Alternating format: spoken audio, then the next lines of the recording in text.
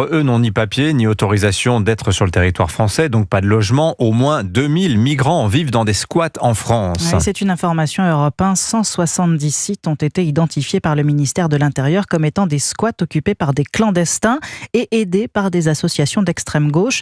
Une soixantaine de ces squats se trouvent à Toulouse, comme cette ancienne carrosserie du quartier sensible du Mirail, où vivent des sans-papiers depuis 2 ans. Une cohabitation devenue insupportable pour les riverains. Reportage du correspondant d'Europe 1, Alexis Bourdon. Devant le bâtiment insalubre, recouvert de tags où des sacs poubelles sont entassés les uns sur les autres, de nombreux sans-papiers multiplient les allées et venues.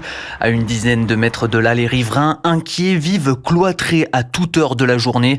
C'est le cas de cette habitante victime de vol avec effraction le mois dernier. Aujourd'hui, j'ai un peu peur. Je suis obligée de fermer les volets parce que je ne sais pas qui se présente devant chez moi et je ne vais pas me faire agresser de nouveau. À hauteur de son portail, la carcasse d'un scooter brûlé témoigne de l'insécurité. Pour faire face, cette femme au foyer a décidé d'installer un système de vidéosurveillance. Elle se sent abandonnée par les pouvoirs publics. On aimerait bien que la mairie, les médiateurs de quartier ou la gendarmerie fassent quelque chose quand même. On ne reconnaît plus nos quartiers. Un jour, on va être obligé de vendre, de partir. Une procédure d'expulsion a été prononcée il y a quelques semaines par le tribunal judiciaire.